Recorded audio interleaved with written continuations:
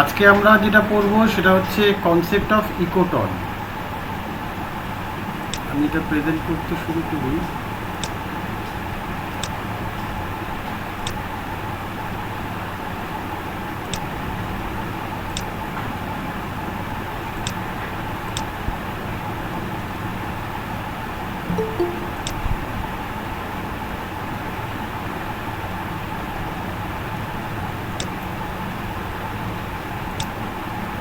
দেখ, পিপিটিটা দেখা যাচ্ছে? হ্যাঁ স্যার। আচ্ছা,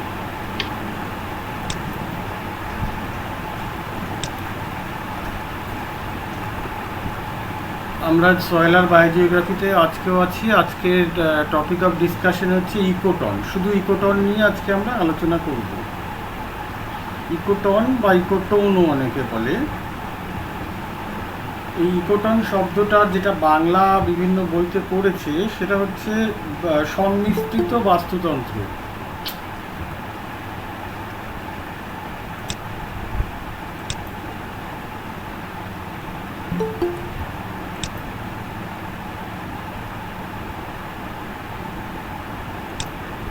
সংমিশ্রিত বাস্তুতন্ত্র বা ইকোটোন বা ইকোটন বলা হচ্ছে যে কোনো একটা ইকোসিস্টেমের কোথায় শেষ বা কোথায় শুরু এটা নির্দিষ্ট কোনো লাইন বা এরিয়া দিয়ে ডিমার্কেট করা যায় না বা চিহ্নিত করা যায় না বা চিহ্নিত করা সম্ভব নয়, ভালো কথা বলতে। তাহলে বাস্তুতন্ত্রের সীমানা বা পরিধি নির্দিষ্টভাবে কোনো একটা সীমারেখা দ্বারা চিহ্নিত করা সম্ভব হয় না। এটা বলা সম্ভব হয় না যে কোনো একটি বাস্তুতন্ত্র কোথায় শেষ হচ্ছে আর নতুন একটা বাস্তুতন্ত্র কোথায় শেষ হচ্ছে আর কোথায় শুরু হচ্ছে। এই একটা শেষ হওয়া বা আরেকটা শুরু হওয়া, এই যে দুটো বিষয়, এই দুটো বিষয় কোনো একটা জায়গাতে গিয়ে মিলেমিশে একাকার হয়ে যায়। অর্থাৎ যেখানে ঠিকমতো বোঝা সম্ভব হয় না বা বুঝতে পারা যায় না যে একটা শেষ হলো না আরেকটা শুরু হচ্ছে, এইভাবে নির্দিষ্ট কোনো সীমারেখা বা লাইন দিয়ে কোনো একটা বাস্তুতন্ত্রটাকে আলাদা করা সম্ভব হয় না। এই যে আলাদা করা সম্ভব হলো না, এটা কোনো একটা নির্দিষ্ট লাইনকে রিপ্রেজেন্ট করে না, এটা রিপ্রেজেন্ট করে নির্দিষ্ট একটা জোনকে বা এলাকাকে। ওই নির্দিষ্ট জোন বা এলাকা যেখানে একটা বাস্তুতন্ত্রের শেষ আর একটা বাস্তুতন্ত্রের শুরু, অথবা দুটো বাস্তুতন্ত্রের একটা মিলিত যে স্থান, সেই মিলিত স্থানকে বলা হচ্ছে ইকোটোন বা ইকোটন। 1905 সালে 1905-এ E.F. লেমেন্স প্রথম এই ইকোটন শব্দটা ব্যবহার করেন। এই ইকোটনটাকে বলা হয় এজ এফেক্ট, কেউ কেউ বলে থাকেন। পরবর্তী স্লাইডগুলোতে আমরা দেখব যে আস্তে আস্তে কিভাবে এই ইকোটনের কনসেপ্টটা থেকে আরও নানা রকম নতুন নতুন কনসেপ্টের উদ্ভব হচ্ছে। তাহলে ইকোটন হচ্ছে একটা নির্দিষ্ট এলাকা, একটা নির্দিষ্ট কোনো লাইন না। যেমন দুটো দেশের মাঝখানে একটা নো ম্যানস ল্যান্ড থাকে, যেখানটায় কোনো দেশের অধিকার থাকে না, সেই রকমই ইকোটন হচ্ছে এমন একটা জায়গা যেখানটাতে দুটো ইকোসিস্টেমের বৈশিষ্ট্যই কিন্তু আমরা লক্ষ্য করি। An ecoton is an area that acts as a boundary or a transition between two ecosystems. A common example could be an area of marshland between a river and its river bank. এখানে যে উদাহরণটা দেওয়া হচ্ছে একটা মার্শি ল্যান্ডের কথা বলা হচ্ছে, অর্থাৎ একটা জলাভূমি। সেই জলাভূমিটা কোথায় অবস্থিত? সেই জলাভূমিটা শুকনো স্থলভাগ এবং একটা নদীর উপত্যকার, নদীর মধ্যবর্তী স্থানে, অর্থাৎ নদী উপকূলবর্তী অঞ্চল থেকে শুরু করে ল্যান্ড এরিয়া পর্যন্ত, যতদূর পর্যন্ত নদীর জলের প্রভাবটা রয়েছে, অর্থাৎ জল ওঠানামা করে এমন প্রভাব হতে পারে, অথবা জল সহজে পাওয়া যায় এরকম প্রভাবও হতে পারে। এইরকম একটা জায়গাটাকে বলা হচ্ছে ecotone. Ecotones are of great environmental importance. ইকোটোনের জলবায়ুগত হোক বা পারিবেশিক গুরুত্ব অনেক বেশি, because the area is a transition between two ecosystems or biome. এখানে ইকোসিস্টেম অথবা বায়োম অথবা ইকোসিস্টেম এবং বায়োমের কথা বলা হচ্ছে যে ইকোটন হচ্ছে এমন একটা ট্রানজিশনাল এরিয়া বা সংমিশ্রিত অঞ্চল যেখানে দুটো বায়োমের বৈশিষ্ট্য আমরা লক্ষ্য করি। It is natural that it contains a large variety of species of fauna and flora, as the area of influenced by both the bordering ecosystem. যে দুটো ইকোসিস্টেম নিয়ে আমরা ভাববো সেই নির্দিষ্ট দুটো ইকোসিস্টেমের একটা বর্ডারিং এলাকা হচ্ছে এই ইকোটন এলাকা, এবং এই ইকোটন এলাকাটাকে বর্ডারিং এলাকা বলা হচ্ছে, অর্থাৎ এই অঞ্চলটা, যে অঞ্চলটাকে ইকোটন বলছি, সেই অঞ্চলটার একটা দিকে যে কোনো একটা নির্দিষ্ট ইকোসিস্টেম বা বায়োম, আরেকটা দিকে আরেকটা নির্দিষ্ট ইকোসিস্টেম বা বায়োম। দুটো ইকোসিস্টেম পরস্পর থেকে আলাদা, কিন্তু ইকোটনের জায়গায় ইকোসিস্টেমগুলো মিলে মিশে একাকার হয়ে যাওয়ায় বাংলায় এই ইকোটন শব্দটাকে বলা হচ্ছে সংমিশ্রিত বাস্তুতন্ত্র।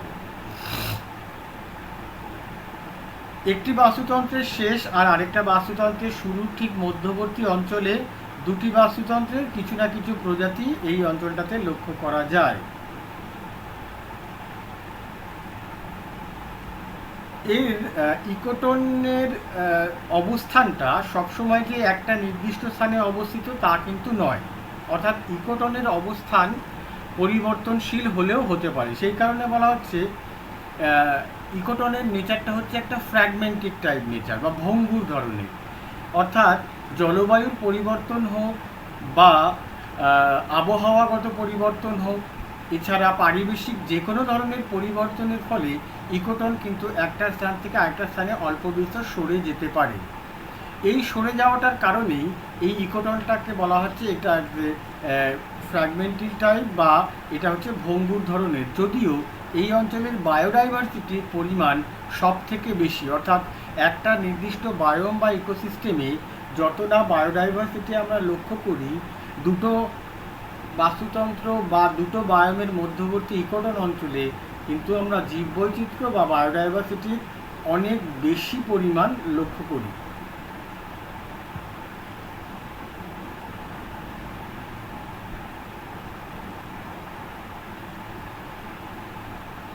যে প্রাণী, এখানে আমরা দুটো ইকোসিস্টেমের কথা বলছি, অর্থাৎ দুটো যে কোনো ইকোসিস্টেমের প্রাণীরা ইকোটনের মধ্যবর্তী স্থান এবং নির্দিষ্ট ইকোসিস্টেমের মধ্যে যাতায়াত করে বা বসবাস করে।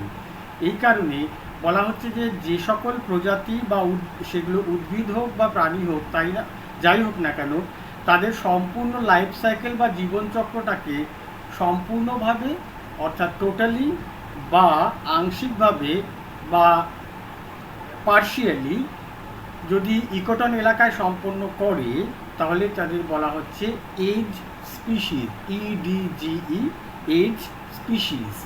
অর্থাৎ ইকোটন এলাকার কোনো একটা নির্দিষ্ট ইকোসিস্টেমের প্রাণী বা উদ্ভিদ, সেটা যদি ইকোটন এলাকায় তার জীবনের কিছু অংশ অথবা সম্পূর্ণ জীবনটাকে অতিবাহিত করতে পারে বা করে, তাহলে সেই প্রাণী বা উদ্ভিদ প্রজাতিটাকে বলা হচ্ছে এজ স্পিসিস বা প্রান্ত প্রজাতি। এখানে কতগুলো ইকোটনের এক্সাম্পল দেওয়া আছে। Example of ecotones include marshlands. মার্শল্যান্ডটা কোথায়? Between dry and wet ecosystem, অর্থাৎ মার্শল্যান্ডটা হতে পারে নদীর পার্শ্ববর্তী অঞ্চলে বা সমুদ্রের পার্শ্ববর্তী অঞ্চলে। নদী বা সমুদ্র যাই হোক না কেন, সেটা হচ্ছে একটা ওয়েট পার্ট। আর মেনল্যান্ড অর্থাৎ ড্রাই পার্টেও মধ্যবর্তী স্থানে এই মার্শল্যান্ডটা দেখা যেতে পারে। এছাড়া ম্যানগ্রোভ ইকোসিস্টেম, ম্যানগ্রোভ ফরেস্টের যে ইকোসিস্টেমটা আমরা লক্ষ্য করি, সেই ফরেস্টের ইকোসিস্টেমটা সমুদ্রের সংলগ্ন অঞ্চলে অথচ নদীর জল দ্বারা প্রভাবিত এমন একটা অঞ্চল যেখানে সল্ট ওয়াটার আর ফ্রেশ ওয়াটারের একটা কম্বিনেশন আছে, সেই রকম একটা ওয়েটল্যান্ড এবং মেন্ড ড্রাই ল্যান্ড, এই দুটোর মধ্যবর্তী স্থানে আমরা ম্যানগ্রোভ ফরেস্ট এরিয়া দেখি। যদিও ম্যানগ্রোভ ফরেস্টের ক্যারেক্টারটা অনেকটা মার্শি ল্যান্ডের মতো কিছু কিছু জায়গাতে। এছাড়া আছে গ্রাসল্যান্ড। গ্রাসল্যান্ডের উদ্ভিদ প্রজাতি দেখলেই বোঝা যায় যে এরা জল কম পায়। এর বৈশিষ্ট্য আবার কোনো একটা রেন ফরেস্টের মতোও নয়, আবার একেবারে মরুভূমি অঞ্চলের প্রকৃতিরও নয়। জল কম পাওয়া গেলেও বছরের নির্দিষ্ট সময় কিছুটা পরিমাণ জল পাওয়া যায় দেখে এখানে গ্রাসল্যান্ড তৈরি হয়েছে। অর্থাৎ গ্রাসল্যান্ডটাও একটা ইকোটনটাকে নির্দেশ করে, যদিও আমরা গ্রাসল্যান্ডে একটা ইকোসিস্টেম আছে বলে বলেছি আগে। এছাড়া এস্চুয়ারাইজ যে ecosystem, salt water, fresh water, এইরকম জায়গাতেও কিন্তু আমাদের কিছু কিছু ইকোসিস্টেম গড়ে উঠলে তাদের মধ্যবর্তী স্থানে এস্চুয়ারিতেও আরেকটা বৈশিষ্ট্য, যেটা দুটো ইকোসিস্টেমের কোনো না কোনো বৈশিষ্ট্য লক্ষ্য করা যায়, সেই অংশটাকেও কিন্তু আমরা ইকোটন হিসেবে চিহ্নিত করব। Mountain ranges also create ecotones due to the change in the climate condition of the slope.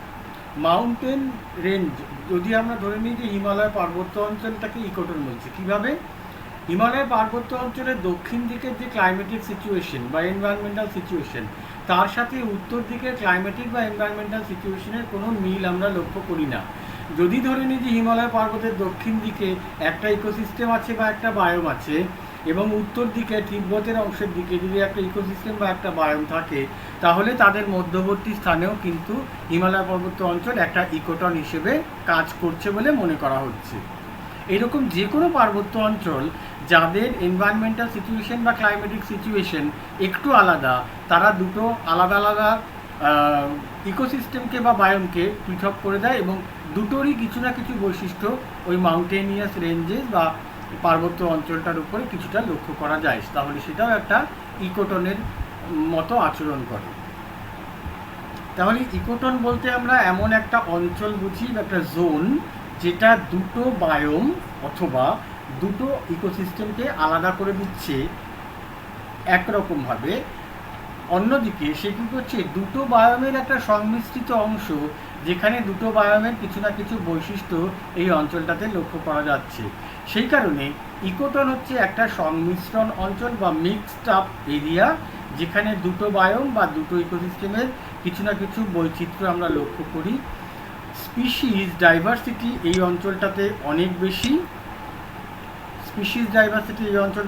বেশি। কারণ দুটো ইকোসিস্টেমের কিছু না কিছু বৈশিষ্ট্য এই পার্টটাতে আমরা লক্ষ্য করি। ইকোসিস্টেম শব্দটা প্রথম ব্যবহার করেন F.E.F. লেমেন্স 1905 সালে। আর মাউন্টেন রেঞ্জের সাথে সাথে মার্শল্যান্ড, ম্যানগ্রোভ ফরেস্ট, গ্রাসল্যান্ড আর এস্টুয়ারিও একটা ইকোটন হিসেবে কাজ করে বলে মনে করা হয়।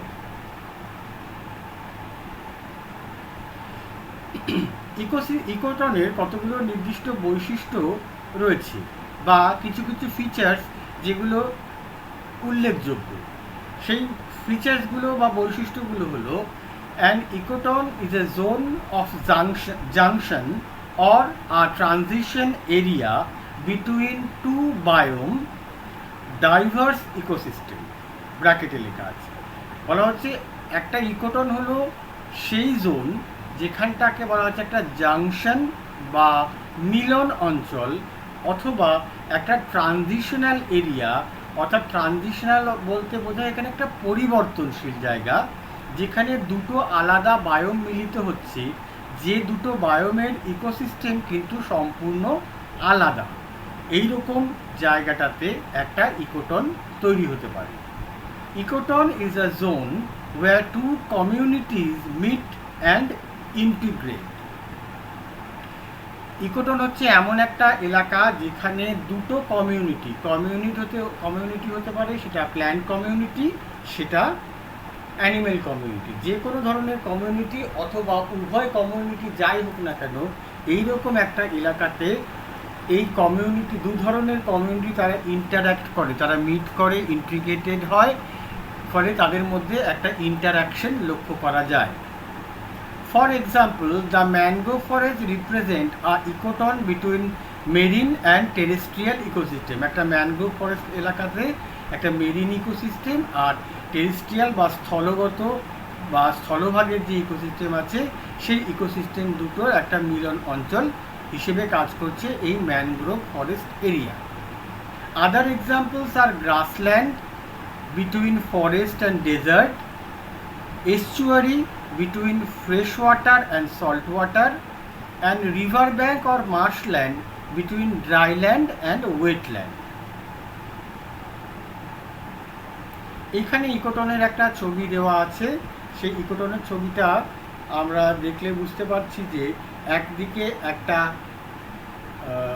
অ্যাকোয়াটিক ইকোসিস্টেমের কিছু পার্ট দেখা যাচ্ছে ডান দিকে, আর বাঁ দিকে হচ্ছে ল্যান্ড ইকোসিস্টেম।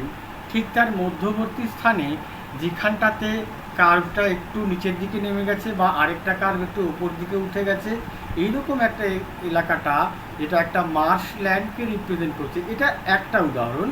ইকোসিস্টেম 1 আর ইকোসিস্টেম 2 এর মাঝখানে একটা মার্শল্যান্ড, সেই মার্শল্যান্ড ইকোসিস্টেমটাতে আমরা ল্যান্ড ইকোসিস্টেম আর অ্যাকোয়াটিক ইকোসিস্টেমের দুটো বৈশিষ্ট্যই কিন্তু আমরা লক্ষ্য করছি। অর্থাৎ এই ছবিটা সুন্দরভাবে রিপ্রেজেন্ট করছে কি করে একটা ইকোসিস্টেমের শুরু আর আরেকটা ইকোসিস্টেমের শেষ দুটোকে পৃথক করা যায় না, অথবা এমন একটা এলাকা যেখানে একটা দিক যদি আমরা ঠিক মাঝামাঝি জায়গায় দাঁড়াই, তার একটা দিকে যে ধরনের ইকোসিস্টেম আছে তার আরেকটা দিকে ঠিক তার অপোজিট হতে পারে, অথবা অন্য একটা রকম যার সাথে আরেকটা ইকোসিস্টেমের মিল নেই। এরকম দুই ধরনের ইকোসিস্টেম আমরা লক্ষ্য করি ইকোটন এলাকাটাতে। ইকোটনের কতগুলো বৈশিষ্ট্য আমরা দেখি। It may be wide or narrow. এটা নির্ভর করছে যে আমাদের যে দুটো বায়োম যার মধ্যবর্তী স্থানে ইকোটনটা রয়েছে সেই দুটো বায়োমের এলাকাগত পরিমাণটা কত, স্কেলটা কীরকম। যদি আমরা এস্চুয়ারাইন ইকোসিস্টেমের কথা ভাবি বা ম্যানগ্রোভ ফরেস্ট ইকোসিস্টেমের কথা ভাবি, আর তার সাথে সাথে আমরা যদি ভাবি আফ্রিকা মহাদেশের সাভানা অঞ্চল, এই সাভানা অঞ্চলটা কিন্তু প্রকৃতপক্ষে আলাদা বায়োম যদি হিসেবে আমরা উল্লেখ করেছি বায়োমের কনসেপ্ট পড়ার সময়, কিন্তু প্রকৃতপক্ষে সাভানা অঞ্চল একটা খুব ভালো ইকোটনের এক্সাম্পল। কারণ সাভানা বায়োম এলাকাটা হচ্ছে এমন একটা এলাকা যেখানে কিছু পরিমাণে ট্রপিক্যাল রেন ফরেস্টের বৈশিষ্ট্য, কিছু পরিমাণে হট ডেজার্ট এলাকার বৈশিষ্ট্যটা লক্ষ্য করা যায়। অর্থাৎ দুটো ডিস্টিংক্ট ইকোসিস্টেম, একটা হচ্ছে হট ডেজার্ট ইকোসিস্টেম আর একটা হচ্ছে ট্রপিক্যাল রেন ফরেস্ট ইকোসিস্টেম, এদের মধ্যবর্তী স্থানে সাভানা বায়োম হচ্ছে এমন একটা অঞ্চল যেখানে দুটোরই কিছু না কিছু বৈশিষ্ট্য আমরা লক্ষ্য করি। সেই কারণে পৃথিবীর মধ্যে সব থেকে স্পিসিস ডাইভার্সিটি বা কমিউনিটি ডাইভার্সিটি, সেটা প্ল্যান্ট কমিউনিটি হোক বা অ্যানিম্যাল কমিউনিটি হোক, সেই কমিউনিটির ডাইভার্সিটি কিন্তু এই অঞ্চলে পৃথিবীর মধ্যে সব থেকে বেশি। এত বৈচিত্র্য আর অন্য কোনো ইকোসিস্টেম বা অন্য কোনো এলাকাটাতে লক্ষ্য করা যায় না যতটা লক্ষ্য করা যায় আমাদের সাভানা বায়োম এলাকাটাতে। যদিও সাভানা বায়োমের একটা নির্দিষ্ট বৈশিষ্ট্য থাকার জন্য তাকে কেবলমাত্র একটা ইকোটোন হিসেবে চিহ্নিত না করে তাকে একটা বায়োম হিসেবে চিহ্নিত করা হচ্ছে, তাহলে সাভানা বায়োমের পরিপ্রেক্ষিতে আমরা একটা ম্যানগ্রোভ ফরেস্ট বায়োমটাকেও কিন্তু আমরা যদি স্কেলের পরিপ্রেক্ষিতে ভাবি তাহলে দেখব যে একটা ন্যারো আর একটা ওয়াইড। এই ন্যারোনেস বা ওয়াইডনেস এটা নির্ভর করছে যে তাদের আশেপাশে যে দুটো ডিস্টিংক্ট ইকোসিস্টেম আছে সেই ইকোসিস্টেম দুটোর আয়তনগত বিস্তৃতি কত আছে। যদি আয়তনগত বিস্তৃতি যে ইকোসিস্টেমগুলোর বেশি হয় তাহলে তার ট্রানজিশনাল জোনের আয়তনটাও বেশি হবে। এই ট্রানজিশনাল জোনে একটা যে প্ল্যান্ট কমিউনিটির যে ক্যারেক্টার সেটা আমরা পরবর্তী সময় দেখব যে প্ল্যান্ট কমিউনিটির ক্যারেক্টারটা কীভাবে চেঞ্জ হয়, আর প্ল্যান্ট কমিউনিটির চেঞ্জের সাথে সাথে কী করে অ্যানিম্যাল কমিউনিটিটাও চেঞ্জ হয়ে যাচ্ছে এই ইকোটন এলাকায়। দ্বিতীয়ত যে বৈশিষ্ট্যটা রয়েছে, it is a zone of tension as it has conditions intermediate to the bordering ecosystem। এটাকে বলা হচ্ছে জোন অফ টেনশন, অর্থাৎ এইরকম এলাকাটা যেখানে একটা নির্দিষ্ট ইকোসিস্টেমের কেউ এসে, সেটা প্রাণী হোক উদ্ভিদ যেই এসে, সে কিন্তু সহজে এই জায়গাটাতে তার স্থিতিটা লাভ করতে পারবে না, অর্থাৎ সেখানে সহজে বসবাস করতে পারবে না। কারণ এটা এমন একটা এলাকা যেখানে তার অরিজিন যে ইকোসিস্টেমটা রয়েছে তার বৈশিষ্ট্যের সাথে সেই জায়গাটার বৈশিষ্ট্যটা আলাদা। সেই কারণে ইকোটোন এলাকাটাকে একটা টেনশনাল এলাকা বলা হবে বা একটা টেনশনাল পার্ট এলাকা। এটা কিন্তু সেই টেনশন বলতে আমরা মানসিক যে টেনশন সেরকম টেনশন নয়, বা জিওমরফোলজিতে আমরা যে টেনশন পড়ছি সেরকম টেনশন নয়।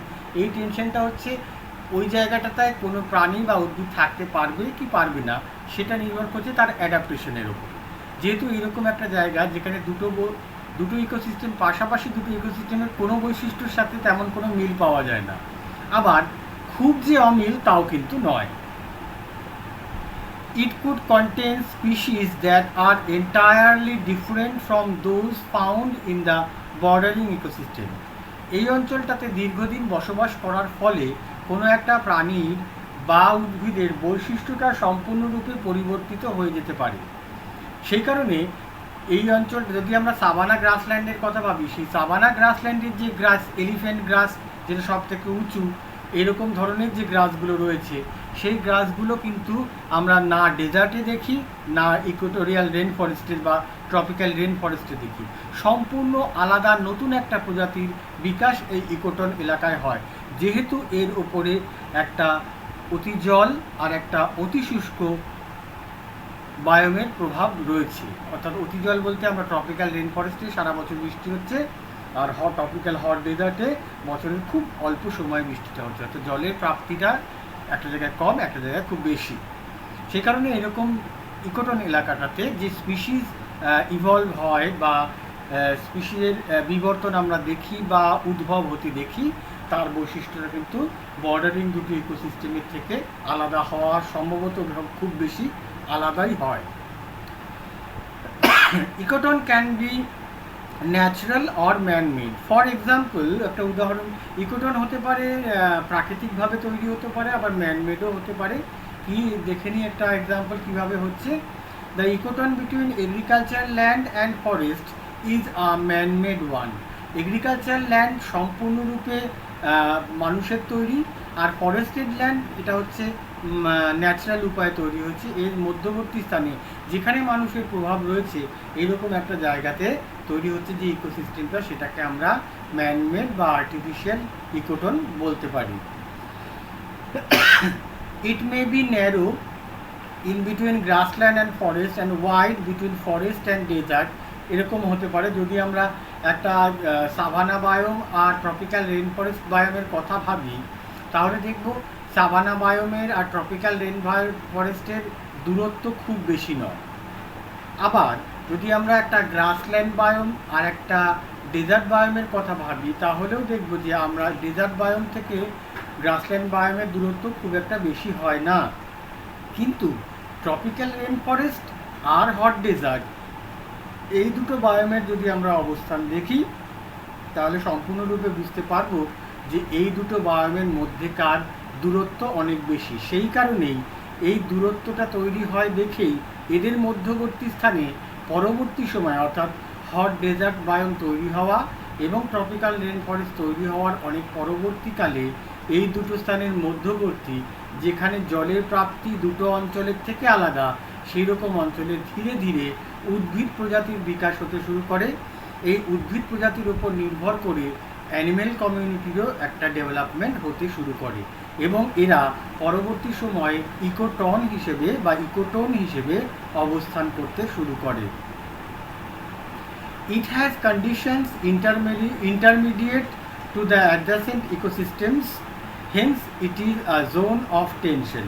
যেহেতু এটা ইন্টারমিডিয়েট একটা জোন হিসেবে কাজ করে বা মধ্যবর্তী একটা জোন হিসেবে কাজ করে বা এলাকা হিসেবে কাজ করে, সেই কারণে এটাকে বলা হচ্ছে zone of tension. Usually the number and the population density of species of an outgoing community decreases as we move away from the community or the ecosystem. এই পয়েন্টটা বলতে কি বোঝাচ্ছে, ধরা যাক আমরা যাত্রা শুরু করলাম একটা রেন ফরেস্টের ঠিক মাঝখান থেকে। কোন দিকে আমরা যাত্রা শুরু করলাম? হট ডেজার্ট অঞ্চলের দিকে। তাহলে যেতে যেতে যত আমরা হট ডেজার্ট অঞ্চলের দিকে এগোতে থাকব, তত আমরা দেখব যে গাছের উচ্চতা ক্রমশ কমে যাচ্ছে এবং গাছের যে ঘনত্ব, অর্থাৎ একটা গাছের থেকে আরেকটা গাছের দূরত্ব বা the distance between two plant community বা টু প্ল্যান্ট স্পিসিস, এর মধ্যেকার ডিস্টেন্সগুলো ক্রমশ বেড়ে যাচ্ছে। যে ঘনত্বযুক্ত অঞ্চলের ট্রপিক্যাল রেন ফরেস্টে আমরা গাছগুলো হতে দেখেছিলাম, আমরা যত হট ডেজার্ট এলাকার দিকে এগোতে থাকবো তত দেখব যে গাছের দূরত্বটাকেও বেড়ে যাচ্ছে এবং এদের মধ্যেকার এদের গাছগুলোর উচ্চতা ক্রমশ কমে যাচ্ছে বা গাছগুলো বেটে হয়ে যাচ্ছে। সেই কারণে বলা হচ্ছে যে আমরা যদি কোনো একটা নির্দিষ্ট বায়োম বা কোনো একটা নির্দিষ্ট ইকোসিস্টেম থেকে আরেকটা ইকোসিস্টেম বা ইকোটনের দিকে যাত্রা শুরু করি, তাহলে আমরা পপুলেশন ডেন্সিটি, পপুলেশন বলতে এখানে প্ল্যান্ট পপুলেশন, অ্যানিম্যাল পপুলেশনকে বোঝানো হচ্ছে। এখানে কিন্তু সেই যে অর্থে পপুলেশন জিওগ্রাফি আছে এই পপুলেশন সেরকম অর্থে নয়।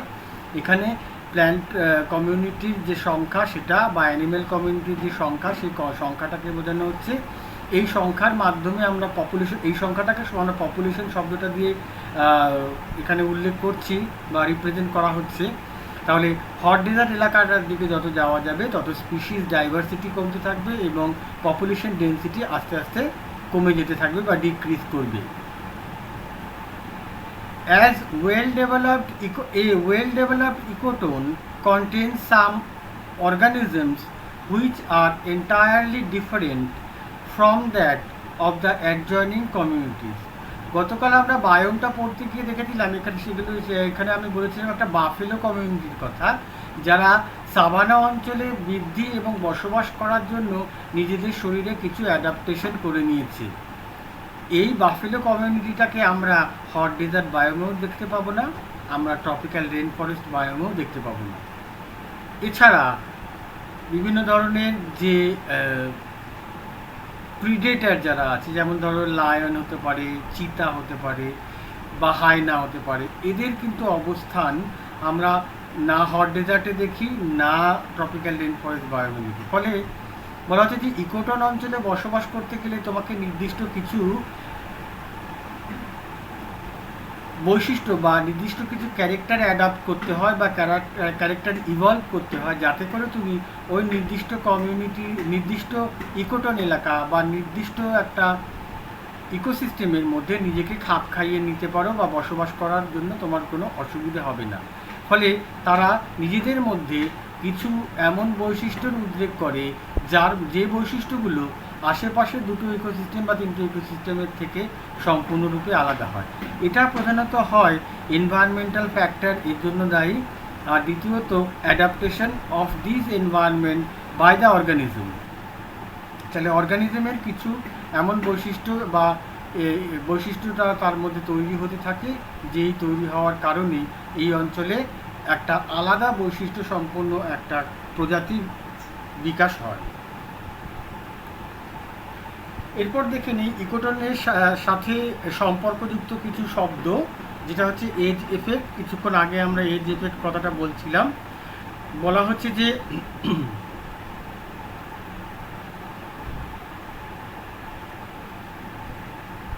যে সকল অঞ্চলে, অর্থাৎ edge effect refer to the change in population or community structures that occur at the boundary of two habitats. Habitats বলতে বাসস্থান, যদিও এখানে হ্যাবিট্যাট বলতে দুটো ইকোসিস্টেম বা দুটো বায়োমের কথা আমরা বলতে পারি। Generally there is a greater number of species found in these regions, বা যেটাকে আমরা ইকোটন বলছি, and this is called age effect. The species found here are called age species. প্রান্ত প্রভাব আর প্রান্ত প্রজাতি, এই দুটো শব্দ আমরা আলোচনা করব, প্রান্ত প্রভাব আর প্রান্ত প্রজাতি। তার আগে দেখে যে ইকোটনের এতক্ষণ যেটুকু পড়ানো হলো, সেই ইকোটন সম্পর্কে কোনো কিছু কনফিউশন আছে কি না?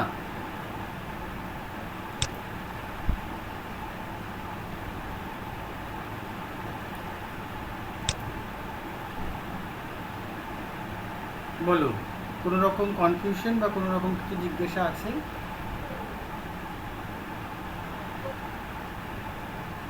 হ্যালো, কে কি বলছে?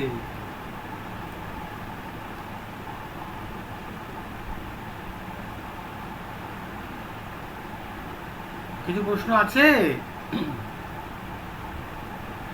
No sir. নেই? সব বুঝে গেছি না কিছু বুঝিনি? দুটো একটা না স্যার, বুঝেছি। বুঝেছি। হ্যাঁ স্যার। ইকোটন শব্দটা কে ব্যবহার করলো প্রথম? লেমন্স। লেমেন। হুম। আচ্ছা, কত সালে? 1905। আচ্ছা, 1905। তাহলে ইকোটোন শব্দটাকে যদি বলা হয় একটা সেন্টেন্সের মধ্যে বলো যে ইকোটনটা কি, তাহলে কি বলবে? একটা ট্রানজিশনাল জোন ট্রানজিশনাল জোন, শুধু এটুকু বললে হবে বিটুইন না। Two ecosystem. হ্যাঁ, বিটুইন টু ইকোসিস্টেম অথবা বিটুইন টু বায়োমস। বাংলাতে কি বলবো? স্যার মিলন স্থান, সংমিশ্রিত হ্যাঁ, যে সংমিশ্রিত অঞ্চল বা স্থান। অঞ্চল, হ্যাঁ। দুটো বাস্তুতন্ত্রের মধ্যবর্তী বা দুটো বায়ামের মধ্যবর্তী একটা সংমিশ্রিত অঞ্চল হচ্ছে ইকোটন। ঠিক আছে, তারপরে আমরা চলে যাই এজ এফেক্টে। Edge effect refers to the changes in population or community structures that occur at the boundary of two habitats. এখানে কিন্তু প্রথমে এই যে প্রথম লাইনটাতে উল্লেখ করলো সেই ইকোটনটার কথা বা ইকোটনটার কথা, যেখানে বলা হচ্ছে অ্যানিম্যাল কমিউনিটি বা যে কোনো একটা পপুলেশন যদি আমরা ধরি, সেই পপুলেশন স্ট্রাকচারের একটা চেঞ্জ। আবার বলছে বাউন্ডারি অফ টু হ্যাবিট্যাটস, সেই কারণে অর্থাৎ কোনো দুটো ইকোসিস্টেমের একটা শুরু একটা শেষ, এর মধ্যবর্তী স্থানে যেখানে প্ল্যান্ট কমিউনিটি বা অ্যানিম্যাল কমিউনিটি গড়ে ওঠে, সেই প্ল্যান্ট কমিউনিটিটা বা অ্যানিম্যাল কমিউনিটিটার ওপর যে প্রভাবটা কেবলমাত্র ওই নির্দিষ্ট দুটো ইকোসিস্টেমের নয় বা তার থেকে অন্য কোনো প্রভাব রয়েছে, এইরকম একটা অঞ্চলটাকে বলা হচ্ছে প্রান্ত প্রভাবিত অঞ্চল বা এজ এফেক্ট। অর্থাৎ একটা ইকোসিস্টেমের থেকে বাইরের দিকে চলে যাওয়া, অর্থাৎ ইকোসিস্টেমের প্রান্তের দিকে চলে যাওয়ার জন্য প্রত্যেকটা অ্যানিম্যাল কমিউনিটি বা প্ল্যান্ট কমিউনিটির উপর পারিবেশিক কিছু প্রভাব পড়ে, সেই প্রভাবটাকে বলা হচ্ছে এজ ইফেক্ট। এজ বলতে এখানে কিন্তু ইকোসিস্টেমের প্রান্তের দিকে যাওয়ার কথা বলা হচ্ছে। এজটা হচ্ছে ইকোসিস্টেমের প্রান্ত, অর্থাৎ বাউন্ডারি অফ এনি ইকোসিস্টেম। তার ফলে কি হচ্ছে, তাদের নির্দিষ্ট যে বৈশিষ্ট্যটা ইকোসিস্টেমগত বৈশিষ্ট্য থাকা দরকার, সেটা তাদের মধ্যে আর তেমনভাবে থাকছে না। ফলে তাদের উপরে তারা তৈরি করছে একটা অন্য ধরনের বা প্রায় নতুন একটা কমিউনিটি বা পপুলেশন।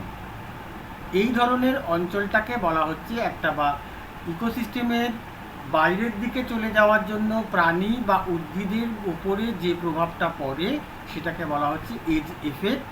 আর তার ফলে এই প্রভাবের ফলে যে স্পিসিসটা গড়ে ওঠে বা তৈরি হয় বা নিজেদের ইভলভ করে নেয়, তাদের বলা হচ্ছে এজ স্পিসিস, অর্থাৎ প্রান্ত প্রজাতি।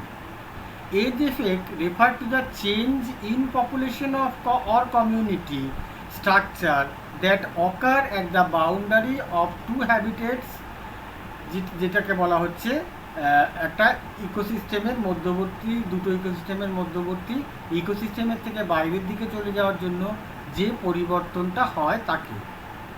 Sometimes the number of species and the population density of some of the species in the ecoton is much greater than entire community. This is called the age effect. আমরা যদি লক্ষ্য করি তাহলে দেখব যে প্ল্যান্ট কমিউনিটি আর animal community থেকেও যদি আমরা শুধুমাত্র কমিউনিটি বা স্পিসিস বা প্রজাতি নিয়ে আলোচনা করি, তাহলে দেখব যে ইকোটন এলাকাটাতে পপুলেশন ডেন্সিটি স্পিসিসের বা প্রজাতির এই অঞ্চলটাতে কী হচ্ছে, দেখা যাচ্ছে যে সংখ্যায় অনেক তারা বেশি। অর্থাৎ ইকোটন এলাকায় যে কোনো কমিউনিটির সংখ্যা যতটা, নির্দিষ্ট দুটো ইকোসিস্টেমে কমিউনিটির সংখ্যা ততটা থাকে না। এই কারণে এইখানে গ্রেটার বা খুব বেশি ডাইভার্সিটি আমরা লক্ষ্য করব প্ল্যান্ট কমিউনিটি আর অ্যানিম্যাল কমিউনিটির মধ্যে। আবার বলি যে প্ল্যান্ট কমিউনিটি বা অ্যানিম্যাল কমিউনিটির খুব বেশি সংখ্যায় উপস্থিতি এই অঞ্চলটাতে দেখা যায়। অর্থাৎ আমরা দুটো নির্দিষ্ট ইকোসিস্টেম রয়েছে, সেই নির্দিষ্ট দুটো ইকোসিস্টেমে যত বেশি সংখ্যায় প্ল্যান্ট বা অ্যানিম্যাল কমিউনিটি রয়েছে তার থেকে অনেক বেশি প্ল্যান্ট বা অ্যানিম্যাল কমিউনিটি ইকোটন এলাকাটাতে লক্ষ্য করা যায়। এই যে লক্ষ্য করা যাচ্ছে সংখ্যাটা অত্যাধিক, এই সংখ্যাটার অত্যাধিকটা কেন হয়েছে? কারণ এখানকার বসবাস করা খাদ্য সম্পর্কের মধ্যে দিয়ে এই অঞ্চলটাতে বসবাস করার যে রীতিটা, সেই রীতিটা অনেক বেশি সহজ তুলনামূলকভাবে পার্শ্ববর্তী দুটো ইকোসিস্টেমের তুলনায়। অর্থাৎ সার্ভাইভাল রেট বা অ্যাডাপ্টেশন রেট অথবা অ্যাডাপ্টেশনের এবিলিটি এই অঞ্চলটাতে প্রাণীদের বা উদ্ভিদের মধ্যে যতটা লক্ষ্য করা যায়, নির্দিষ্ট দুটো ইকোসিস্টেমে ততটা লক্ষ্য করা যায় না। সেই কারণে এই অঞ্চলটাতে উদ্ভিদ প্রাণীর মধ্যে এত বৈচিত্র্য গড়ে ওঠে। আর এই যে বৈচিত্র্য গড়ে ওঠাটাকে বলা হচ্ছে edge effect. The organisms which occur primarily or most abundantly in this zone are known as age species. বহু সংখ্যায় অথবা প্রাথমিকভাবে এই অঞ্চলটাতেই তৈরি হয়েছে। বেশিরভাগ ক্ষেত্রে দেখা যায় কি এখন নির্দিষ্ট 3টে ইকোসিস্টেম গড়ে উঠছে। অর্থাৎ অর্থাৎ এখানে ট্রপিক্যাল রেন ফরেস্ট, সাভানা আর হট ডেজার্ট, এটা 3টে আলাদা আলাদা ইকোটন এলাকাটা আস্তে আস্তে একটা ইকোসিস্টেমে পরিণত হচ্ছে। এই ইকোসিস্টেম, যদিও এখানেও একটা ইকোসিস্টেম চলে, অর্থাৎ প্রত্যেকটা জায়গাতে কোনো না কোনো ইকোসিস্টেম কাজ করে। এই ইকোসিস্টেমগুলোর মধ্যে যে প্রাণীটা নতুনভাবে গড়ে উঠছে অথবা যাদের খুব বেশি পরিমাণে পাওয়া যাচ্ছে সেই স্পিসিসটাকে বলা হচ্ছে এখানে এজ স্পিসিস বা প্রান্ত প্রজাতি। In the terrestrial ecosystems, age effect is specially applicable to the birds. বার্ডসের মধ্যে বেশি দেখা যাচ্ছে কারণ বার্ডদের যাতায়াতটা রেন ফরেস্টে যেমন হট ডেজার্টে তেমন। এখানে আমি বারবার দুটো ইকোসিস্টেমের কথা বলছি কারণ এদের মধ্যবর্তী স্থানের এক্সাম্পল দিয়ে কথা বললে আমাদের বুঝতে সুবিধা হয়। এই বার্ডের যে প্রভাবটা, সেই প্রভাবটা যেটাকে বলা হচ্ছে এজ স্পিসিস, কেবলমাত্র বার্ড নয়, তবে এখানে বার্ডের এক্সাম্পল দেওয়া বলা হচ্ছে যে এজ এফেক্টটা সব থেকে বেশি এই বার্ডের মধ্যে আমরা লক্ষ্য করি। For example, the density of birds is greater in the ecosystem between the forest and the desert in the ecotone between forest and the desert. তাহলে বলা হচ্ছে যে এই অঞ্চলটাতে অর্থাৎ এই ইকোটন এলাকাটাতে, যেটাকে আমরা সাভানা বায়োম হিসেবে দেখি আজকাল, সেই ইকোসিস্টেমটা বা সেই বায়োমটাতে বা ইকোটোন এলাকাটাতে হট ডেজার্ট আর ট্রপিক্যাল রেন ফরেস্ট বায়োমের থেকে অনেক বেশি পরিমাণে বার্ডের বা পাখিদের প্রজাতি অনেক বেশি পরিমাণে লক্ষ্য করা যায়। তাই একটা কারণ বলছি কেন, বলছি যে অত্যধিক পরিমাণে ঘন অরণ্য যদি থাকে, অর্থাৎ গাছপালার সংখ্যা প্রচুর, ক্রিপার্সের সংখ্যা বেশি, উপরে গাছ থেকে ঝুড়ি জাতীয় জিনিসপত্র নামছে তার বেশি, লতা গুল্ম ইত্যাদি প্রত্যেকটা গাছকে ঢেকে রাখছে, এইরকম এলাকাটাতে পাখিদের উড়তে খুব অসুবিধা হয়। আবার হট ডেজার্টের পরিপ্রেক্ষিতে যদি দেখি, পাখিদের উড়তে কোনো অসুবিধে নেই, কিন্তু পাখিদের খাবার পেতে বহু পরিশ্রম করতে হয়। অর্থাৎ অনেকক্ষণ ধরে ওড়ার পরে হয়তো একটা কি দুটো কিছু পাওয়া গেল, যেটার মাধ্যমে তাদের হয়তো সারাদিন সেইটুকু খেয়েই থাকতে হবে। কিন্তু এদের মধ্যবর্তী স্থানে অর্থাৎ সাভানা বায়োম এলাকাটাতে উড়তেও যেমন সুবিধে, তেমনি ইঁদুর, খরগোশ এই জাতীয় প্রাণীগুলোকে পেতেও সুবিধা হওয়ার কারণে এই অঞ্চলটাতে বার্ডের যে ডেন্সিটিটা বা বার্ড কমিউনিটি বা বার্ড স্পিসিসের যে ডেন্সিটিটা, সেই ডেন্সিটিটা অনেক বেশি হচ্ছে। তাহলে দুটো পাশাপাশি অবস্থিত ইকোসিস্টেম বা বায়োমের থেকে বার্ড স্পিসিস এখানে বেশি লক্ষ্য করা, এবং বার্ড স্পিসিসরা এইরকম একটা এলাকার মধ্যে নিজেদের অ্যাডাপ্ট করে নিতে শিখেছে বা শিখছে। এরপরে যে শব্দটা এর সাথে সাথে ইকোটোনের সাথে সাথে ব্যবহার করা হয় সেটা হচ্ছে ইকোক্লাইন। ইকোক্লাইন আমরা থার্মোক্লাইন পড়েছি, আমরা হ্যালোক্লাইন পড়েছি, আমরা আইসোবার পড়েছি, আমরা কন্ট্যুর পড়েছি। এবার এই কন্ট্যুর কথাটাই বা এর মধ্যে বায়োজিওগ্রাফির মধ্যে কেন এলো? থার্মোক্লাইনটা এখানে তো লেখা আছে, থার্মোক্লাইনটা বলা হচ্ছে, হ্যালোক্লাইনটাতেও বলা হচ্ছে। এই ক্লাইন জাতীয় যে শব্দটা, এই শব্দটা রিপ্রেজেন্ট করে এমন একটা ধরে নিয়ে, একটা মনে মনে যদি ধরে নিয়ে আমরা একটা ডায়াগ্রাম আঁকছি, সেটা প্রেশারের হতে পারে। তোরা তো ওয়েদার ম্যাপ করেছিস, প্রেশার গ্রেডিয়েন্ট, বা আমরা যদি একটা হাইল্যান্ড থেকে লোল্যান্ডের দিকে যদি একটা ক্রস সেকশন আঁকি, অথবা আমরা যদি ডাম্পি লেভেল সার্ভে করার সময় আমরা কি করেছিলাম, আরএল ভ্যালুগুলো দিয়ে করেছিলাম, আমরা হাইয়েস্ট আর লোয়েস্ট ভ্যালুগুলোর মাধ্যমে আমরা একটা ক্রস সেকশন এঁকেছিলাম, যে এটাকে বলা হচ্ছে লংজিটিউডিনাল প্রোফাইল। ধরা যাক ওইরকম একটা প্রোফাইল, ওইরকম একটা প্রোফাইল কি রিপ্রেজেন্ট করে? ওইরকম একটা প্রোফাইল রিপ্রেজেন্ট করে যে একটা দিক উঁচু আছে, আরেকটা দিক নিচু আছে। এরকম একটা উঁচু আর নিচু এলাকাটাতে এই ইকোক্লাইনের কনসেপ্টে যদি আমরা গাছপালা বসাতে শুরু করি, ধরা যাক একটা পার্বত্য অঞ্চল, সেই পার্বত্য অঞ্চলের মধ্যে আমাদের এসে বললো যে তোমরা এই পার্বত্য অঞ্চলে গাছপালা বসাতে শুরু করো, তাহলে আমরা গাছপালা বসাবো, তার তো নির্দিষ্ট কোনো প্রিন্সিপাল থাকবে, নির্দিষ্ট কোনো রীতি থাকবে। অর্থাৎ আমরা পর্বতের পাদদেশে বা ফুট হিলে কখনোই কনিফেরাস ট্রিটাকে লাগাতে পারবো না, অথবা যেখানে বরফ পড়ছে সেখানে ম্যানগ্রোভ ফরেস্টের কোনো গাছ বা কোনো একটা আম গাছ নিয়ে গিয়ে বসিয়ে দিলাম, অথবা একটা কাঁঠাল গাছ অথবা একটা মেহগনি গাছ নিয়ে বসিয়ে দিলাম, সেটাও কিন্তু পারবো না। তাহলে আমাদের একটা প্রিন্সিপাল ফলো করতে হবে, যে এলাকার এনভায়রনমেন্টাল সিচুয়েশন যেমন, সেই রকম যদি আমরা গাছপালা বসাতে শুরু করি, তাহলে দেখব পর্বতের উঁচু জায়গা থেকে নিচু জায়গাতে ক্রমশ গাছপালার পরিবর্তন হয়ে যাচ্ছে,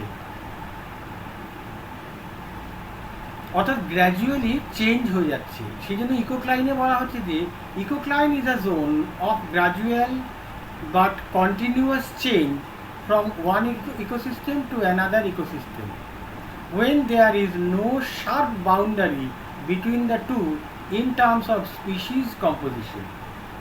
বলছি ইকোটোন এলাকাটা হচ্ছে এমন একটা এলাকা যেটাকে বলা হচ্ছে গ্র্যাজুয়াল চেঞ্জ বা গ্র্যাজুয়াল বাট কন্টিনিউয়াস চেঞ্জ একটা এলাকা, অর্থাৎ একটা ইকোসিস্টেম থেকে আরেকটা ইকোসিস্টেমের দিকে যাচ্ছি, পরিবর্তন হচ্ছে এবং ক্রমশ পরিবর্তন হতেই থাকছে, কিন্তু পরিবর্তনটা হচ্ছে খুব অ্যাব্রাপ্টলি নয় বা খুব র্যাপিডলি নয়, বাট গ্র্যাজুয়ালি কিন্তু কন্টিনিউয়াসলি। অর্থাৎ পরিবর্তনটা হচ্ছে আস্তে ধীরে ধীরে পরিবর্তন হচ্ছে। যদিও আমরা বললাম যে ট্রপিক্যাল রেন ফরেস্ট বায়োম আর হট ডেজার্ট বায়োমের মধ্যবর্তী স্থানে হঠাৎ করে সাভানা বায়োম, এটা কিন্তু চেঞ্জটা খুব গ্র্যাজুয়ালি হয়। অর্থাৎ চট করে আমরা খুব ভালো করে লক্ষ্য না করলে বুঝতে পারবো না যে অ্যানিম্যাল স্পিসিস বা অ্যানিম্যাল কমিউনিটি প্ল্যান্ট কমিউনিটির মধ্যে পরিবর্তনটা হচ্ছে। তাহলে এটা এমন একটা এলাকা যেটা গ্র্যাজুয়াল চেঞ্জটাকে ডিটেক্ট করে বা কন্টিনিউয়াস চেঞ্জটাকে ডিটেক্ট করে। সেই চেঞ্জটা কীরকম হতে পারে? সেই চেঞ্জটা হতে পারে একটা ইকোসিস্টেম থেকে আরেকটা ইকোসিস্টেমের দিকে যাওয়ার সময়। অথচ এখানে উল্লেখ করতে হবে যে একটা ইকোসিস্টেমের মধ্যে, একটা ইকোসিস্টেম থেকে আরেকটা ইকোসিস্টেমের মধ্যে যদি শার্প কোনো বাউন্ডারি না থাকে, কেবলমাত্র তবেই ইকোটোন বা ইকোক্লাইন এই দুটো ব্যবস্থা গড়ে উঠতে আমরা লক্ষ্য করব। Ecocline occurs across the environmental gradient. গ্রেডিয়েন্টটাকে কি বলা হচ্ছে? গ্রেডিয়েন্টটাকে বলা হচ্ছে gradual change. in abiotic factors such as altitude, temperature, salinity, depth.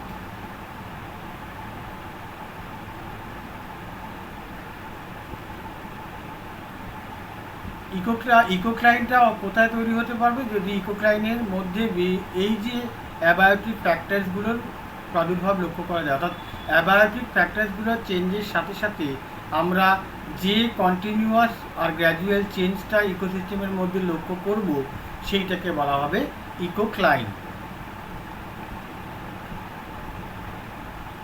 এই যে ডায়াগ্রামটা রয়েছে, এই ডায়াগ্রামটাকে তাদের মধ্যে খুব ভালোভাবে দেখা যাচ্ছে। একদিকে ট্রপিক্যাল রেন ফরেস্ট বায়োমের অবস্থানটা দেখা যাচ্ছে, আরেকটা দিকে দেখা যাচ্ছে হয়তো হট ডেজার্ট টাইপ। এদের মধ্যবর্তী স্থানে তৈরি হয়েছে একটা ইকোটোন। সেই ইকোটোনটা তৈরি হওয়ার জন্য ট্রপিক্যাল রেন ফরেস্টের থেকে যদি আমরা হট ডেজার্টের দিকে ক্রমশ যাই, তাহলে আমাদের অ্যাবায়োটিক ফ্যাক্টরগুলো কিছুটা পরিমাণে চেঞ্জ হচ্ছে। যেমন টেম্পারেচারের কিছুটা চেঞ্জ হয়, রেনফলের কিছুটা চেঞ্জ হয়, সয়েল নিউট্রিয়েন্টের অ্যাভেলেবিলিটি চেঞ্জ হয়, সানলাইটের চেঞ্জ হয়, সয়েল ডেপথ চেঞ্জ হয়, পেরেন্ট মেটেরিয়ালের যে পেরেন্ট মেটেরিয়ালগুলো সয়েলের কতটা নিচে আছে তার পরিমাণের উপরও নির্ভর করছে যে উদ্ভিদের শিকড় কতটা যাবে। উদ্ভিদের শিকড় যত বেশি নিউট্রিয়েন্ট কালেক্ট করতে পারবে, উদ্ভিদটার স্বাস্থ্য ততটা ভালো হবে। সেই কারণে আমরা দেখব যে ইকোক্লাইন হচ্ছে এমন একটা বিষয়টাকে রিপ্রেজেন্ট করছে যেটা আমাদের ইকোটোনের সাথে সম্পর্কযুক্ত। আবার ইকোক্লাইন হচ্ছে এমন একটা বিষয়কে রিপ্রেজেন্ট করছে যেটা এজ এফেক্টের সাথে সম্পর্কযুক্ত। তাহলে ইকোটোন, ইকোক্লাইন, এজ এফেক্ট এই দুটো পরস্পরের সাথে সম্পর্কযুক্ত। কোনো একটা ব্যবস্থা তৈরি হলে তার মধ্যবর্তী স্থানে বা তার প্রাথমিক পর্যায়ে, তার শেষের দিকে বা তার মধ্যবর্তী স্থানে কোনো না কোনো সময় ইকোক্লাইন বা এজ এফেক্ট এই দুটো অবস্থা কিন্তু লক্ষ্য করা যাবে। এবার দেখে নিই যে ইকোটোনের ইম্পর্টেন্সটা কী। ইকোটোন তো এতক্ষণ পড়লাম, জানলাম দুটো বায়োম, দুটো ইকোসিস্টেম, তাদের মধ্যবর্তী স্থানে ইকোটোন। তাহলে এই ইকোটোনটা হচ্ছে they have a greater variety of organisms. এখানে কিন্তু অর্গানিজম শব্দটা ব্যবহার করা হচ্ছে, সেটা উদ্ভিদ, প্রাণী, মাইক্রো অর্গানিজম, ম্যাক্রো অর্গানিজম, যাই ভাবি না কেন, সেই অর্গানিজমসের পরিপ্রেক্ষিতে, অর্থাৎ জীবিত অংশ।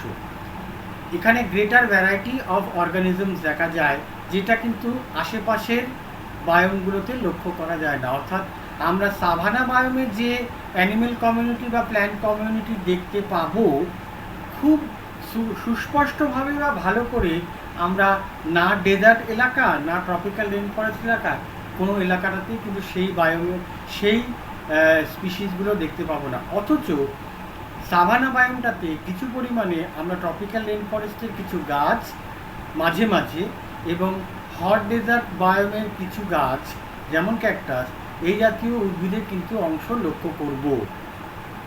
দ্বিতীয়ত হচ্ছে they also offer a good nesting place for animals coming to search of a nesting place or food.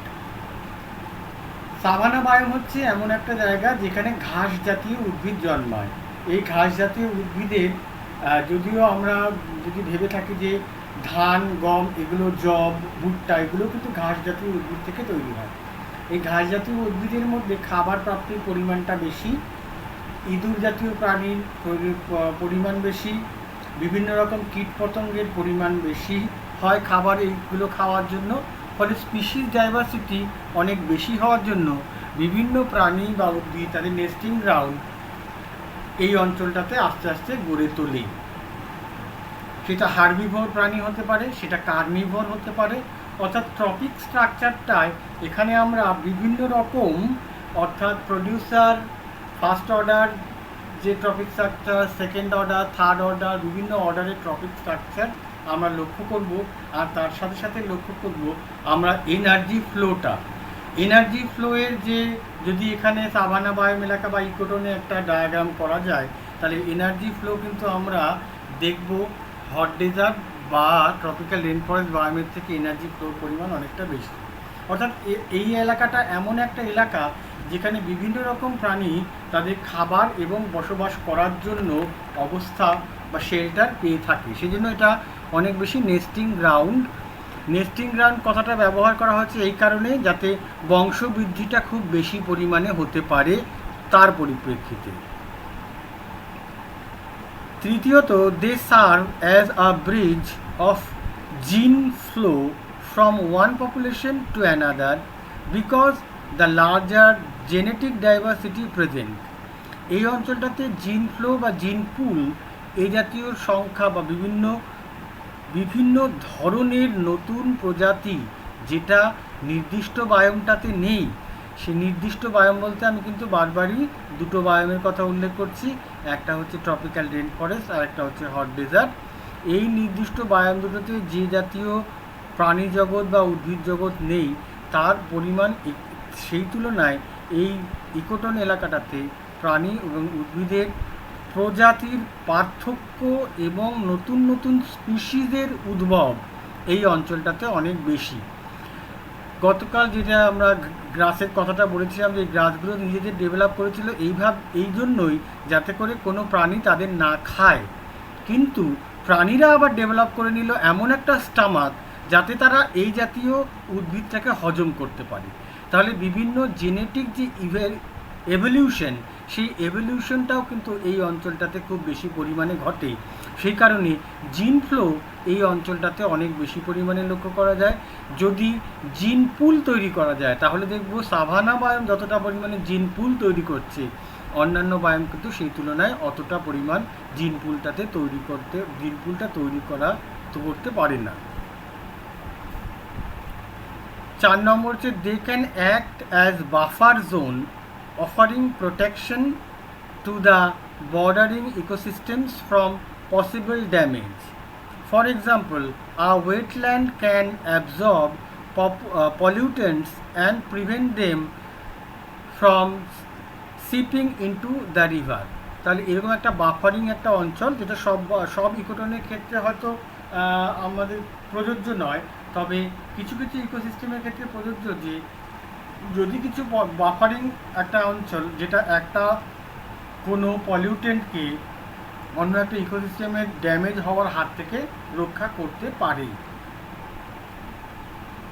5 নম্বর হচ্ছে ecotone are also a sensitive indicator of global climatic change. A shifting of boundaries between ecosystems is thought to be due to climatic change. So, scientists and environmentalists are studying ecotone with greater interest now. অর্থাৎ ecotone এলাকা অনেক সময় একটা sensible বা sensitive একটা প্রান্ত বা অঞ্চল হিসেবে কাজ করে, যে অঞ্চলটা কিছু পরিমাণে ক্লাইমেটিক চেঞ্জের দিকটাতেও নির্দেশ করে। অর্থাৎ হট ডেজার্ট টাইপ ক্লাইমেট তৈরি হওয়া এবং রেন ফরেস্ট টাইপ ক্লাইমেট তৈরি হওয়া, এই দুটো যদি আমরা ধরে নিই স্থির, তাহলে তাদের মধ্যবর্তী অঞ্চলে যেখানে বৃষ্টিপাতের পরিমাণ অল্প রয়েছে এবং গ্রীষ্মকালে হট ডেজার্টিক টাইপের ক্লাইমেটটার প্রাদুর্ভাব দেখি, এইরকম একটা সেন্সিটিভ পার্টে আমাদের সাভানা বায়োমটা রয়েছে বা ইকোটনটা রয়েছে। এইরকম ইকোটনটা আমরা গ্লোবাল ক্লাইমেটিক চেঞ্জের অনেক বিষয়কে রিপ্রেজেন্ট করে থাকি। এই রিপ্রেজেন্টেশনটার জন্যই বা এখানে ডেটার পরিমাণ এত বেশি হতে পারে বা ক্লাইমেটিক চেঞ্জের যে ফলগুলো, সেই ফলগুলো এতটাই বেশি এই অঞ্চলটাতে লক্ষ্য করা যায় যে এনভায়রনমেন্টালিস্ট আর সায়েন্টিস্টরা এখন ইকোটন এলাকা মানে ইকোসিস্টেমের থেকেও ইকোটন এলাকাটাকে নিয়ে অনেক বেশি সচেতন বা অনেক বেশি কাজকর্ম করছে। ফলে ইকোসিস্টেম বা বায়োজিওগ্রাফির এমন একটা পোর্শনে পরিণত হয়েছে যে পোর্শনটাতে দেখা যাচ্ছে যে ক্রমশ ইকোটনটা তার ইম্পর্টেন্সটা বাড়িয়ে চলেছে এবং ইকোসিস্টেম হচ্ছে এমন একটা অঞ্চলে পরিণত হয়েছে যেটা সঠিকভাবে এখন আমরা লক্ষ্য করলে সে একটা নির্দিষ্ট বায়োম হিসেবে নিজেকে তুলে ধরছে বা নির্দিষ্ট ইকোসিস্টেম হিসেবে তুলে ধরছে। যার শুরুটা হয়েছিল দুটো ইকোসিস্টেমের মধ্যবর্তী একটা এমন অঞ্চল দিয়ে যেখানে দুটো ইকোসিস্টেমের কিছু না কিছু বৈশিষ্ট্য থাকবে, এইভাবেই বর্তমানে কিন্তু বা যতই দিন যাবে যতই ক্লাইমেটিক সিচুয়েশনগুলো পরিবর্তিত হবে বা একই থাকবে, যাই হোক না কেন ইকোটনগুলো এলাকাগুলো এখন নির্দিষ্ট একটা ইকোসিস্টেম বা নির্দিষ্ট একটা বায়োম হিসেবে নিজেকে রিপ্রেজেন্ট করতে শুরু করছে। সেই কারণে ইকোটোনের গুরুত্ব আমাদের বায়োজিওগ্রাফি বা বায়োলজিক্যাল স্টাডিজের ক্ষেত্রে একটা গুরুত্বপূর্ণ বিষয় হিসেবে পরিণত হচ্ছে।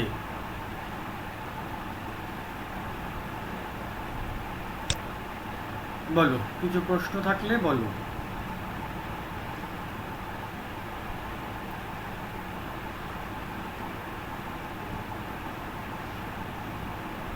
প্রশ্ন নেই?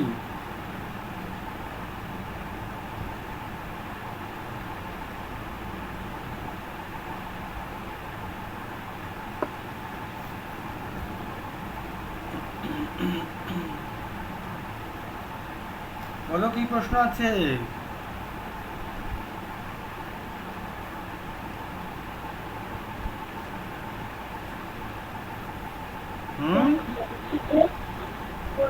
ইম্পর্টেন্স অফ ইকোটার্মসের লাস্ট পয়েন্টটা যেটা ছিল না, ecotones are also a sensitive indicator of global climatic change. হ্যাঁ, এই বিষয়টা এই ধর সাভানা বায়োমের কথা তো বারবার বলছেনই। এই সাভানা বায়োমটা হচ্ছে এমন একটা ক্লাইমেটিক সিচুয়েশনটাকে রিপ্রেজেন্ট করে যেটা সঠিকভাবে তোর ট্রপিক্যাল রেন ফরেস্টের যে ক্লাইমেট, ওটা তো tropical hot and wet climate. আবার ট্রপিক্যাল যে ডেজার্টিক ক্লাইমেট, এটা হচ্ছে ট্রপিক্যাল হট আর ড্রাই ক্লাইমেট। তাহলে এখানে একটা ওয়েট ক্লাইমেট, একটা ড্রাই ক্লাইমেট, এই দুটো হচ্ছে নির্দিষ্ট দুটো ক্লাইমেটিক সিচুয়েশন। তাহলে এই নির্দিষ্ট দুটো ক্লাইমেটিক সিচুয়েশনের দুটোরই কিছু না কিছু বৈশিষ্ট্য আমরা এই অঞ্চলটাতে লক্ষ্য করি, অর্থাৎ সাভানা বায়োম এলাকাটাতে লক্ষ্য করি। তাহলে এই অঞ্চলটাতে এই জাতীয় যে বৈশিষ্ট্যটা তৈরি হলো, এই বৈশিষ্ট্যটা কেন তৈরি হলো প্রথমে সায়েন্টিস্টরা ভাবলো। সায়েন্টিস্টরা দেখলো যে এখানটাতে ট্রেড উইন্ডের একটা প্রভাব রয়েছে। ট্রেড উইন্ডের একটা প্রভাব কি? ট্রেড উইন্ডের একটা প্রভাব, ট্রেড উইন্ডগুলো হচ্ছে এমন একটা উইন্ড, যেই উইন্ডটা তোর নর্দার্ন হেমিস্ফিয়ারে নর্থ ইস্টের দিক থেকে আর সাদার্ন হেমিস্ফিয়ারে সাউথ ইস্টের দিক থেকে আসে। এবং এটা কোন জায়গা থেকে আসে? দুটো ট্রপিক্যাল যে হাই প্রেশার বেল্ট আছে, সেই হাই প্রেশার বেল্টটা থেকে। এবার এই ট্রপিক্যাল হাই প্রেশার বেল্টের উপর দিয়ে আসার জন্য তার মধ্যে কোনো ওয়াটার ভেপার তেমন পরিমাণে থাকে না। স্বাভাবিকভাবে সে রিপ্রেজেন্ট করতে পারে একটা হট ডেজার্ট টাইপ ক্লাইমেটকে। কিন্তু এই উইন্ডটা আসার সময় যদি কিছু পরিমাণে সমুদ্রের ওপর দিয়ে আসতে পারে, তখন তারা দেখা যাচ্ছে যে কিছু পরিমাণে ময়েশ্চার নিয়ে আসে। সে বৃষ্টিপাত তৈরি করতে পারছে না হট ডেজার্ট টাইপে, কিন্তু যতই সে ইকুটোরিয়াল রেন ফরেস্টের দিকে যায়, ততই সে তার মধ্যে কনডেনসেশন হয়। এবং এই কনডেনসেশনটার জন্য সে ইকুটোরিয়াল রেন ফরেস্টে যতটা বৃষ্টি তৈরি করছে, ততটা বৃষ্টি এখানে তৈরি করতে পারে না, তবে কিছুটা পরিমাণে বৃষ্টি হয়। এই যে অল্প একটু বৃষ্টি হলো, এই বৃষ্টিটা ক্রমশ অল্প বৃষ্টিটা একটা ক্লাইমেট চেঞ্জটাকে নির্দেশ করে। আমাদের এখানে মনসুনাল উইন্ডের জন্য বছরে একটা নির্দিষ্ট সময় বৃষ্টি হবে আমরা জানি, জুলাই থেকে সেপ্টেম্বর অক্টোবর পর্যন্ত। কিন্তু যদি দেখা যায় মনসুনাল উইন্ডটা জুন মাসের মধ্যবর্তী স্থানে না এসে ক্রমশ জুলাই মাস অবধি হঠাৎ করে আসতে, তাহলে জুন মাসের সময়টা কি হচ্ছে, আমাদের থাকছে একটা গরম বা একটা ড্রাই সিচুয়েশন। এই ড্রাই সিচুয়েশন যদি 10-20 বছর ধরে চলে, তাহলে আমরা বলতে পারি যে মনসুন ক্লাইমেটটা তার অনসেটটা শিফট করেছে জুন থেকে জুলাইয়ের দিকে। তাহলে জুন মাসের যে সময়টাতে আসার কথা ছিল, সেই সময়টার ক্লাইমেটিক সিচুয়েশনটা চেঞ্জ হয়ে গিয়ে সেটা হয়ে গেল জুলাই। তাহলে জুন মাসটা হয়ে গেল একটা ড্রাই সিজন। তাহলে এই তখনকার ক্লাইমেটিক সিচুয়েশনটা চেঞ্জ হয়ে যাওয়ার জন্য তাকে ক্লাইমেটিক চেঞ্জের একটা পার্ট বলছি।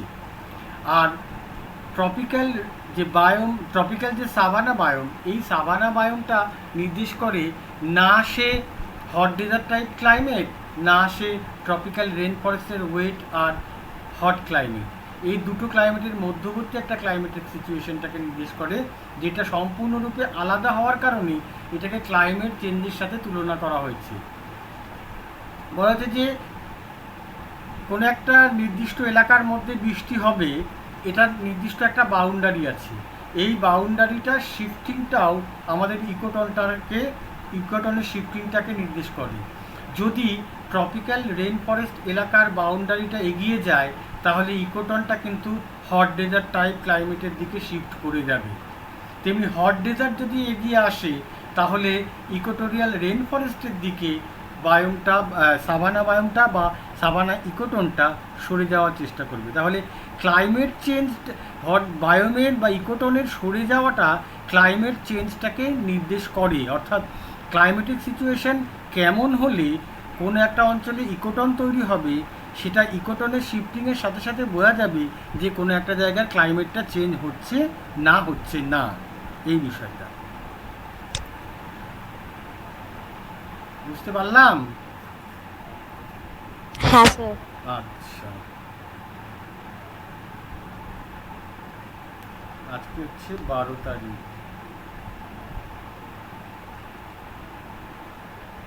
ঠিক আছে, আজকে তাহলে আলোচনা চক্রটা এখানে শেষ।